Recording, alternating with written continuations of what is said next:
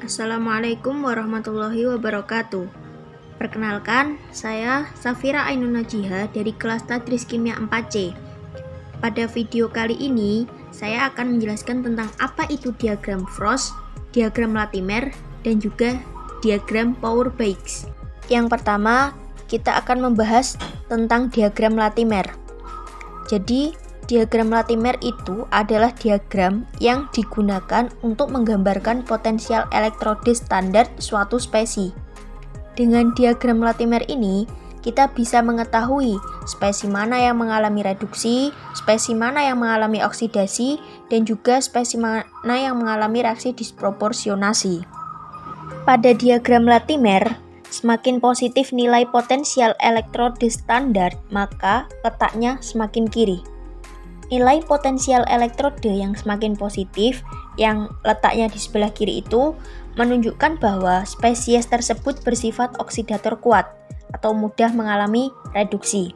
Begitupun sebaliknya, semakin ke kanan, nilai potensial elektrodenya semakin negatif. Hal tersebut menunjukkan bahwa spesies yang berada di kanan bertindak sebagai agen reduktor atau mengalami oksidasi. Unsur atau spesies yang berada paling kiri memiliki bilangan oksidasi yang besar dan semakin ke kanan bilangan oksidasinya semakin menurun.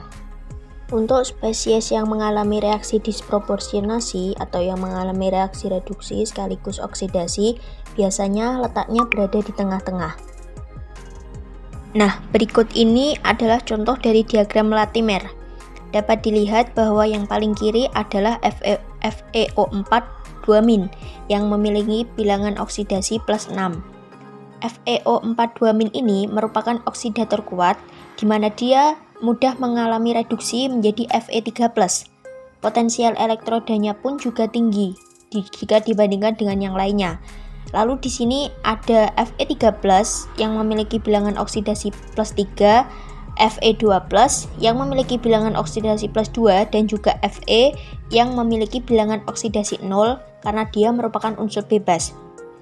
Fe3+ dan juga Fe2+ di sini dapat mengalami reaksi disproporsionasi, di mana Fe3+ mengalami reaksi oksidasi menjadi FeO4 2- dan mengalami reaksi reduksi menjadi Fe2+.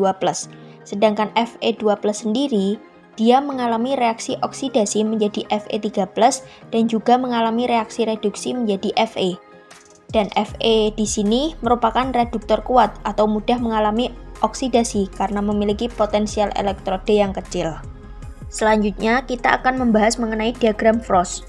Diagram Frost itu adalah diagram yang memplotkan nilai delta G per F atau Ne versus bilangan oksidasi pada saat Ne sama dengan 0.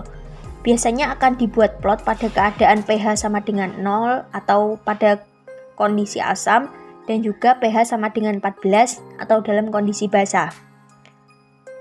Diagram Frost ini dapat memperkirakan manakah biloks atom dalam spesi yang paling mudah mengalami reduksi atau sering disebut sebagai oksidator atau pengoksidasi, dan juga yang paling mudah mengalami oksidasi atau yang sering disebut sebagai reduktor atau zat pereduksi. Berikut adalah contoh penggambaran diagram Frost secara umum. Dari gambar dapat dijelaskan bahwa spesi yang membentuk slope lebih positif dengan spesi lain biasanya merupakan spesi yang cenderung mengalami reaksi reduksi atau bisa dikatakan sebagai oksidator.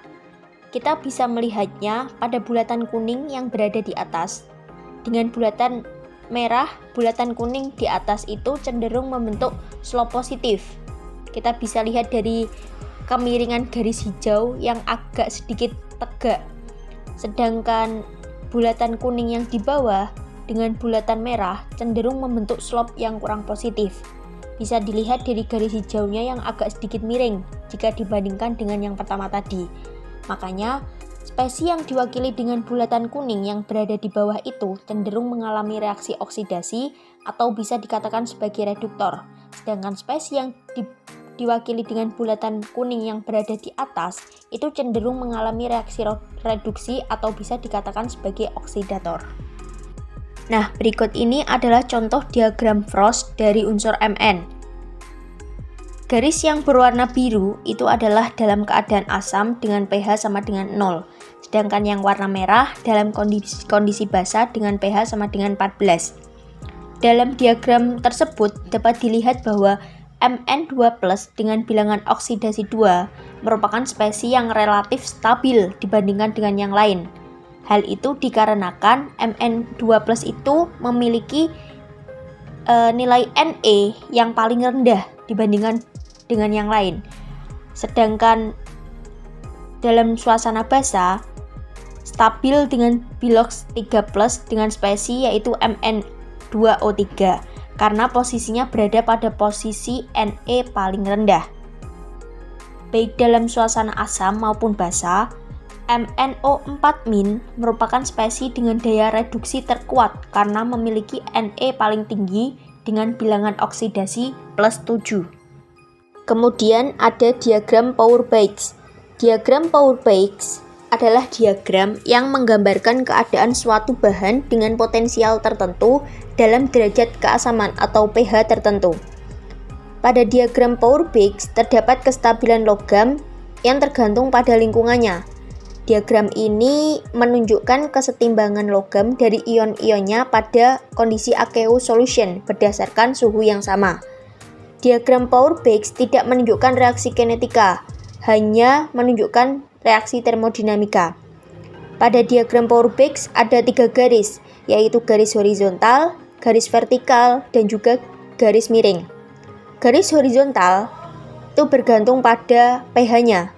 Garis vertikal bergantung pada potensialnya, dan untuk garis miring bergantung pada kesetimbangan antara pH dan juga potensial elektrodanya.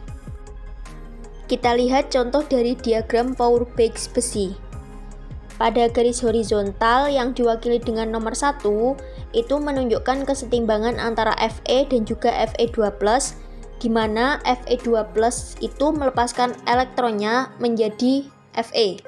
Kemudian garis horizontal yang diwakili dengan nomor 2 itu menunjukkan kesetimbangan antara Fe2+ dan juga Fe3+. Reaksi yang terjadi adalah Fe2+ menangkap elektron yang dilepaskan oleh Fe3+.